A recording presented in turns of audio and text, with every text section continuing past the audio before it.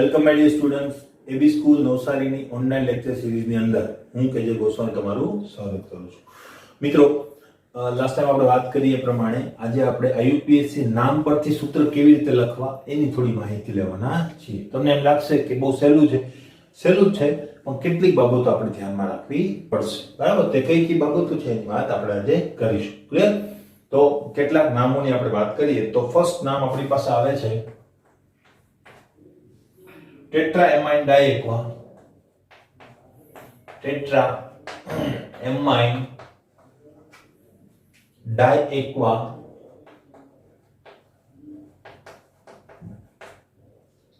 Cobalt 3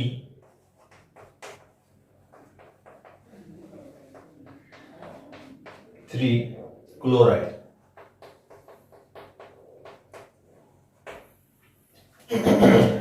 હવે ધ્યાન શું રાખવાનું છે, જો એની વાત આપણે કરીએ, બરાબર, તો ધ્યાન તમારે શું રાખવાનું છે, ખાસ તમારે એ ધ્યાન રાખવાનું છે કે વીજભારીય રીતે સંકીર્ણ તમારું કેવું હોવું જોઈએ, તટસ્થ હોવું જોઈએ. બરાબર? એટલે એને તટસ્થ કરવા માટે તમારે શું કરવું પડશે, ગુણોત્તર મૂકવા પડશે. બરાબર? એટલે ત્યાં કોઈ યોગ્ય સહગુણક ત્યાં મૂકવો પડે. દાખલા તરીકે હું તમને એમ કહું કે એલ્યુમિનિયમ અને ક્લોરીન નું સંયોજન, તો સાચું છે? નહીં. કેમ? વીજભારીય રીતે તટસ્થ નથી. બરાબર? કારણ કે એલ્યુમિનિયમ જે છે એ +3 છે, આ -1 છે, તો મારે શું લખવું પડે? Cl3. ખરેખર એને કહેવાય તો શું? Aluminium chloride. બરાબર? ટ્રાઇક્લોરાઇડ તો આપણે નથી લખતા. તો 3 એ ખબર કેવી રીતે પડી? તો આપણે સંયોજકતા પરથી. એવી રીતે હું એમ લખું કે ભાઈ MgCl. તો સાચું છે? નહીં. કારણ તો કે આ +2 છે ને આ -1 છે, મારે 2 લખવા જોઈએ. બરાબર? એવી રીતે હું એલ્યુમિનિયમ અને SO4 લઉં. સાચું છે? નહીં. તો મારે શું કરવું જોઈએ? અહીંયા 2 લખું? નહીં મેળા, કારણ કે આ -2 છે, આ +3 છે.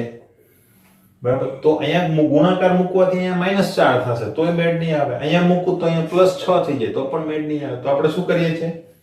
ક્રોસ કરી દઈએ છીએ. 2 અહીંયા મૂકવા પડશે, 3 અહીંયા મૂકવા પડશે, તો 3 દુ -6 અને 3 દુ +6. ક્લિયર? તો આ રીતે આપણે કરીએ છીએ. એ જ વસ્તુ અહીંયા પણ ધ્યાન રાખવાની છે. બરાબર? તો હવે કેવી રીતે જોઈએ? જો શરૂઆત જોવાની, શરૂઆત તમારી સંકીર્ણથી થઈ છે, એટલા માટે સંકીર્ણથી શરૂઆત. એટલે સંકીર્ણ આપણું કેવું હશે? ધન આયન તરીકે. બરાબર? હવે આ મારું સંકીર્ણ, એના નિયમો મેં તમને કહી દીધા છે. ચોરસ કૌંસમાં લખવાનું છે, ચોરસ કૌંસમાં ધાતુ પહેલા. એટલે ધાતુ ભલે અહીંયા લખેલી હોય, આપણે શું લખીશું? પહેલા લખીશું. બરાબર? તમે અહીંથી શરૂઆત કરશો તો ખોટું. બરાબર? ચોકડી લાગી જશે. કોબાલ્ટ. બરાબર લખવાનું કોબાલ્ટ, કારણ કે તમે આ રીતે લખો તો તમારું ખોટું પણ પાડી શકાય, કોઈ પ્રોબ્લેમ નથી. બરાબર? ખાસ ધ્યાન રાખવાનું. કોબાલ્ટ. પછી અહીં જોવાનું ટેટ્રાએમાઇન. બરાબર? તો ટેટ્રાએમાઇન, તો આ એમાઇન અને ટેટ્રાનો મતલબ કેટલા થશે? 4. ડાયએક્વા. એક્વા કોના માટે યુઝ કરીએ છીએ મિત્રો? H2O માટે. તો H2O, ડાય નો મતલબ 2. ક્લિયર? આ કૌંસ પૂરો. અને ક્લોરાઇડ. આ થઈ ગયું? એકદમ ઈઝી. નહીં, મેં કીધું એ રીતે. આ Cl એક જ આવે એવું કોને કીધું? બરાબર? 2 પણ આવે, 3 પણ આવે, તો એ ક્લોરાઇડ જ લખાય. આપણે ટ્રાઇક્લોરાઇડ તો લખતા નથી, મેં તમને કહી દીધું છે. બરાબર? તો અહીંયા શું આવે? અને આ જ આવે તો હોઈ પણ શકે સાચું, પણ હજુ મને ખબર નથી આ સાચું છે કે નહીં. મેં ખાલી પરમાણુઓ મૂકી દીધા છે, વાત પૂરી. બરાબર? તો જોઈ લઈએ. પહેલા આપણે જોવાનું કે આ સંકીર્ણ ઉપર કેટલો વીજભાર છે. બરાબર? તો એને કેલ્ક્યુલેટ કેવી રીતે કરીશું? જો કોબાલ્ટ કેવું છે? +3 છે કે નહીં? Na3 કેવું છે? 0. H2O કેવું છે? 0. તો આ વીજભાર આનું ટોટલ કરો એટલો હોય તો ટોટલ કેટલો આવવાનો છે? +3 આવવાનો છે કે નહીં? એનો મતલબ મારું સંકીર્ણ કેવું છે? +3 વીજભાર. તો એના સામે Cl તો માઈનસ છે, તો મારું આ સંકીર્ણ જે છે એ હવે કમ્પ્લીટ થશે જો હું અહીંયા Cl3 મૂકું. ક્લિયર? હવે મારું સંકીર્ણ ઓકે. આ વસ્તુ ખાસ ધ્યાન રાખવાની છે, બાકી બીજી બધી વસ્તુ સેમ ટુ સેમ જ છે. ક્લિયર છે? આવડશે? બરાબર? નેક્સ્ટ જોઈએ. બરાબર? નેક્સ્ટ આપણી પાસે છે પોટેશિયમ ટેટ્રાસાયનોનિકલેટ. પોટેશિયમ ટેટ્રા સાઇનો નિકલેટ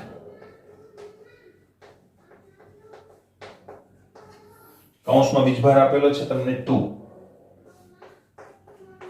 બરાબર પોટેશિયમ ટેટ્રાસાઇનો નિકલેટ 2 બરાબર તો અહીં જો પહેલા આપેલું છે પોટેશિયમ એનો મતલબ હું શું લખી નાખીશ કે બરાબર પછી ટેટ્રાસાઇનો નિકલેટ એનો મતલબ એ શું છે સંકીર્ણ તો ચોરસ કૌંસ નિકલેટ નિકલ માટે યુઝ થાય છે ટેટ્રાસાઇનો તો Cn અને એવા કેટલા છે 4 કૌંસ પૂરું થઈ ગયું નહીં હવે જ ખેલ શરૂ થાય છે બરાબર તો નિકલનો વીજભાર કેટલો છે +2 સાઇનો -1 એવા 4 એટલે -4 તો આખા ઉપર કેટલો વીજભાર ગયો +2 અને -4 -2 વીજભાર બહાર આવ્યો એટલે આખા સંકીર્ણ ઉપર કેટલો વીજભાર છે -2 અને હવે ધ્યાનમાં રાખો તો k તો કેવું હોય +1 હોય તો એવા કેટલા મૂકવા પડે મારે 2 ખબર પડી તો આ મારું સંયોજન કમ્પ્લીટ હવે આ કાઢી નાખ ખબર પડી બરાબર છે આ વસ્તુ ખાસ ધ્યાનમાં રાખવાની બાકી બીજી કોઈ માથાકૂટામાં છે નહીં ક્લિયર તો જોઈએ પછી આ માઈનસ થી લખવાનું બરાબર આ તો આપણે સહગુણક આવશે કે નહીં એના માટે લખેલું પછી લખવાનું નહીં ક્લિયર છે next 3 number 30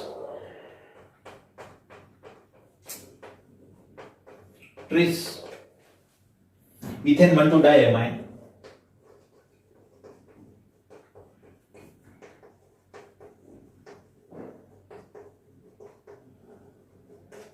diamine chromium 2 chloride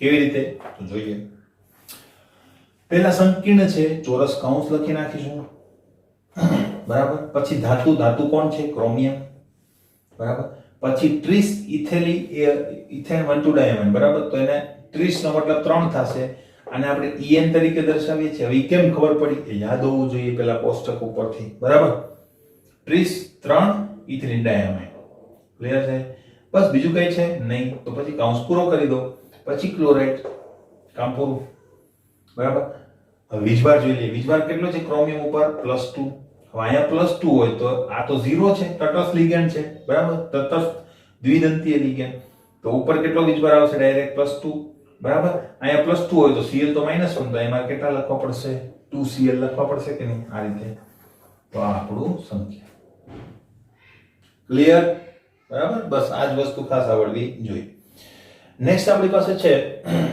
number 4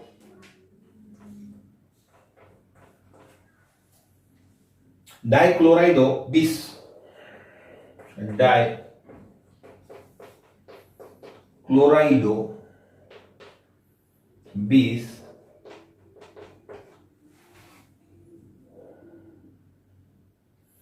ethane 1 to diamine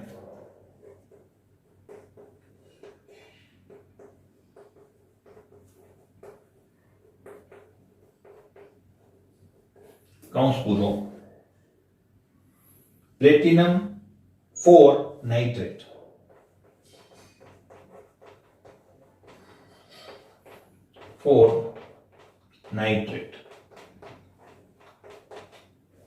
बराबर तो જોઈએ હવે આને કેવી રીતે સોલ્વ કરવું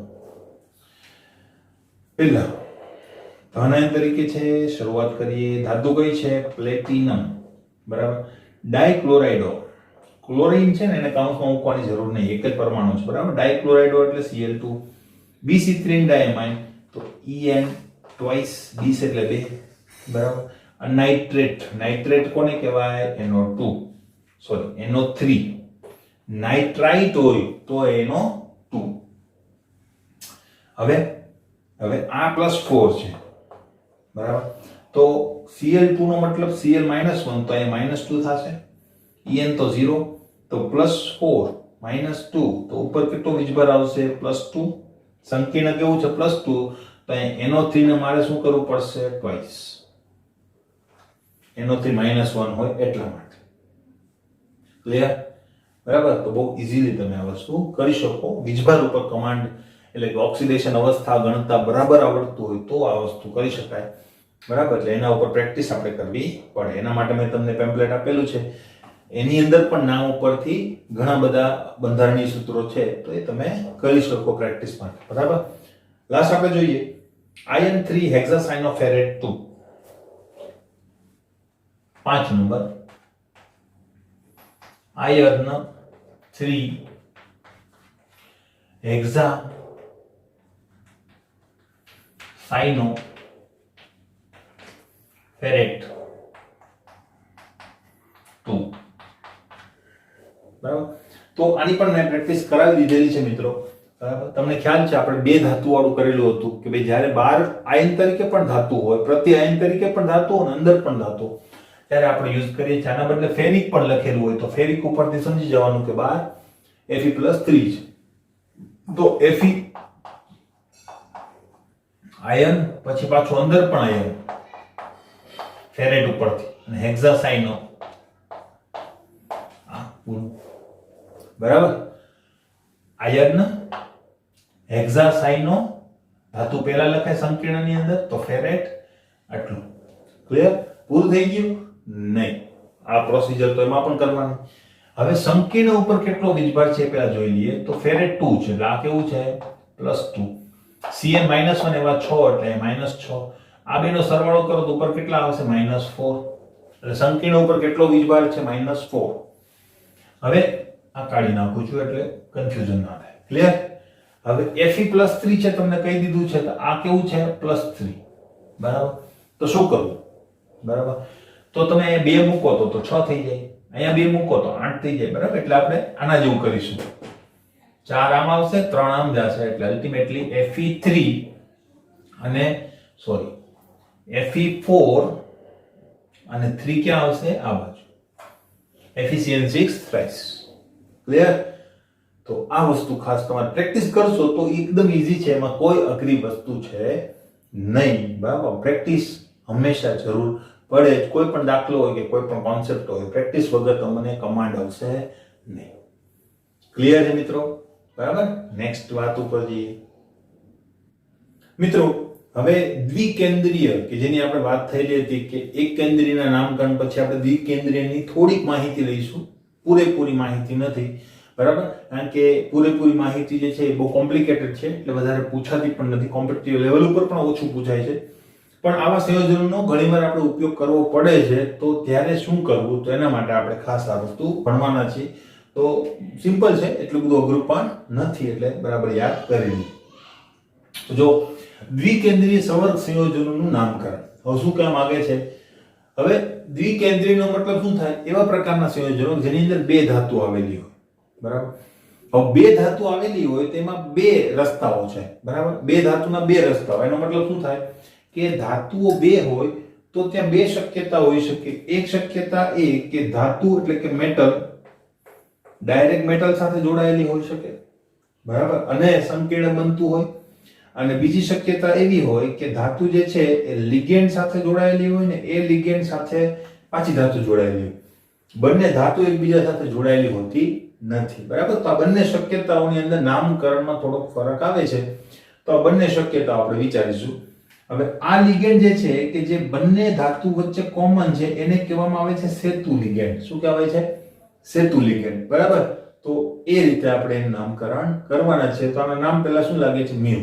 બરાબર. તેની વાત આપણે કરીએ તો જો બહુકેન્દ્રીય સંવર્ગ સંયોજનોનું નામકરણ કરવા માટે સેતુ લિગેન્ડ આવેલા હોય તો તેને આડી લીટી વડે અલગ કરીને લખાય છે. તો લખતી વખતે આપણે એને આડી લીટી કરીને અલગ લખવાના છે.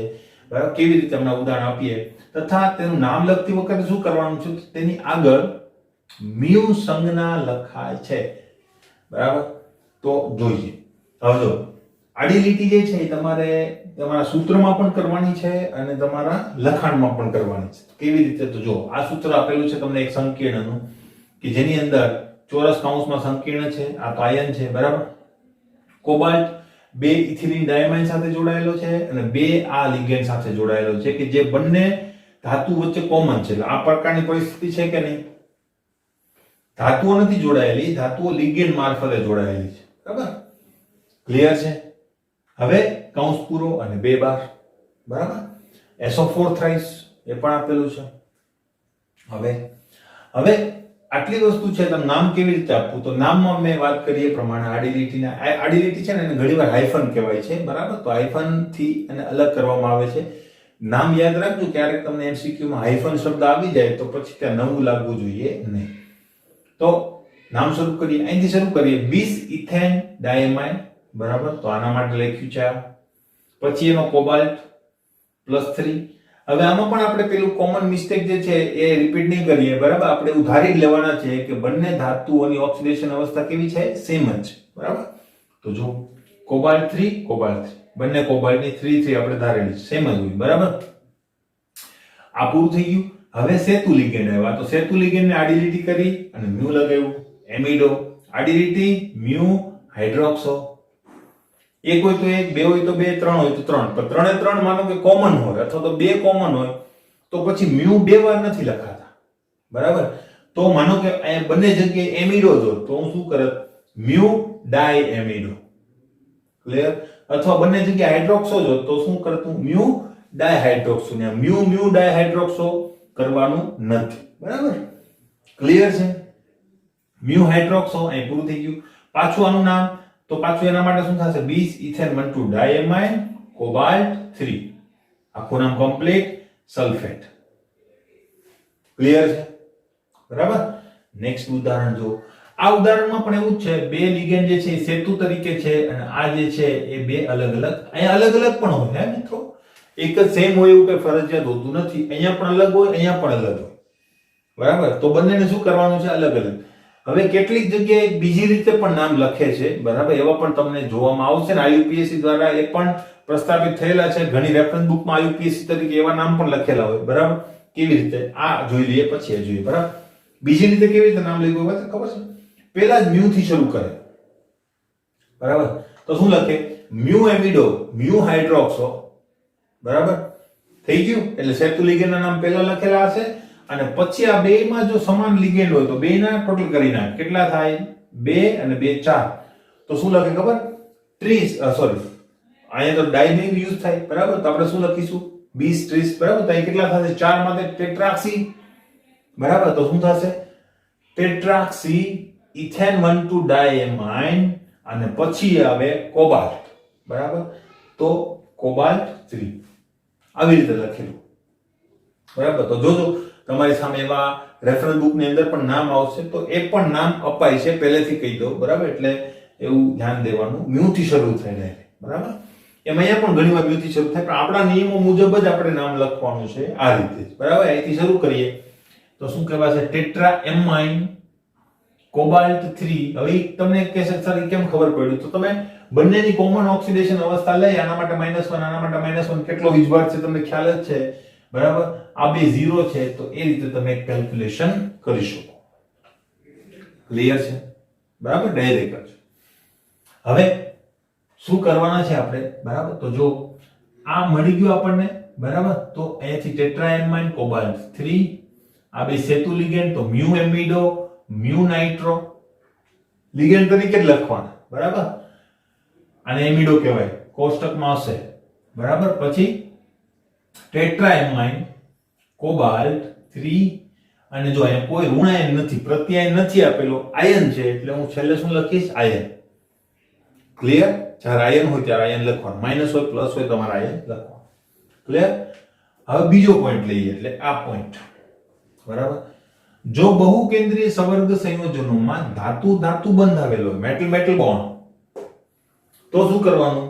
તો ધાતુ આયનના નામ પહેલા BI એટલે કે બાય લખાય, બરાબર?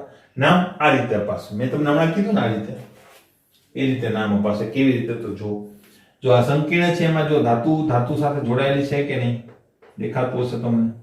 આમાં વચ્ચે કોઈ લિગેન્ડ નથી, બરાબર? તો આને મેટલ મેટલ બોન્ડ કહેવાય. આમાં જો મેટલ ને મેટલ વચ્ચે કંઈ નથી, એ લિગેન્ડ મારફતે જોડાયેલી છે, બરાબર?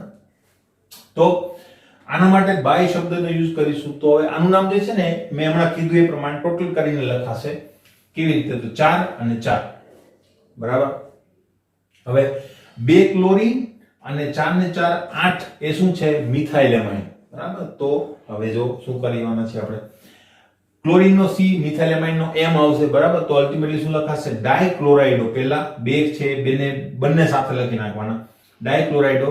અને આપણે લખ્યું હતું મિથાઇલેમાઇન અપવાદરૂપ છે, જેમાં 20 30 નો ઉપયોગ થાય છે, બરાબર. એટલે અહીંયા આપણે 4 ને 4 8 માટે લખીશું ઓક્ટાક્સી. મારી ભૂલ નથી થતી અહીંયા લખવાનું, બરાબર.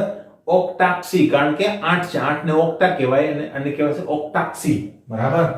ઓક્ટાક્સી મિથાઇલેમાઇન, બરાબર. પછી બાયપ્લેટિનમ. Ba ક્યાં લખ્યું ખબર? ધાતુની આગળ, બરાબર. બાયપ્લેટિનમ 2. હવે એ કેમ ખબર પડી? તો એ તમે મેં કીધું એ રીતે કેલ્ક્યુલેટ કરી શકો. -1 અને -1 અહીંયા, એટલે -4 આ બંને વચ્ચે ડિવાઈડ કરો એટલે +2 આવશે કે નહીં, બરાબર. તો બાયપ્લેટિનમ 2 ક્લોરાઇડ. આ રીતે નામકરણ તમે કરી શકો. બીજા બે મેં હોમવર્કમાં અથવા તો એમાં નોંધની અંદર તમારી PDF માં છે, નામ આપવાની કોશિશ કરજો, બરાબર. એટલે તમારે આવી જશે, બરાબર. આના ઉપર બહુ વધારે રિસર્ચ તમે કહીશો સારા બે જગ્યાએ અલગ અલગ હોય તો બંનેના નામ અલગ અલગ લખાય, બરાબર. તો તમે કહેશો સર કોણ કોની સાથે જોડાયેલું કેમ ખબર પડે? તો એને માટે ઘણા બધા બીજા નિયમો પણ છે, બહુ બધા નિયમો છે, બરાબર. ઓર્ગેનોમેટાલિક કમ્પાઉન્ડના નામકરણ માટે તો એ નિયમોમાં આપણે પડતા નથી, કારણ કે એ વસ્તુ બિનજરૂરી છે. ખોટા એના ઉપર લક્ષ આપીને કોઈ કામ છે નહીં, ટાઈમ બગાડવાની ખાલી વાત થાય. જરૂરી આટલું છે, બરાબર. અને મોટા ભાગે તમારા અહીંયાના લિગેન્ડ જે છે એ સેમ જ તમને જોવા મળશે, બરાબર. તો એમાં તમને મુશ્કેલી થવાની નથી, બરાબર. એટલે એમાં વધારે વિચારવાની જરૂર નથી. ક્લિયર છે મિત્રો, બરાબર. તો આ દ્વિકેન્દ્રીયના નામકરણ બે તમને હોમવર્કમાં આપેલા છે, એટલે કે નોંધની અંદર તમને જોવા મળશે, બરાબર. તો એ નામ આપવાની કોશિશ કરજો. આવા લિગેન્ડ આગળ ઉપર આવશે ત્યારે પાછું એના માટે આપણે વિચારીશું. ક્લિયર?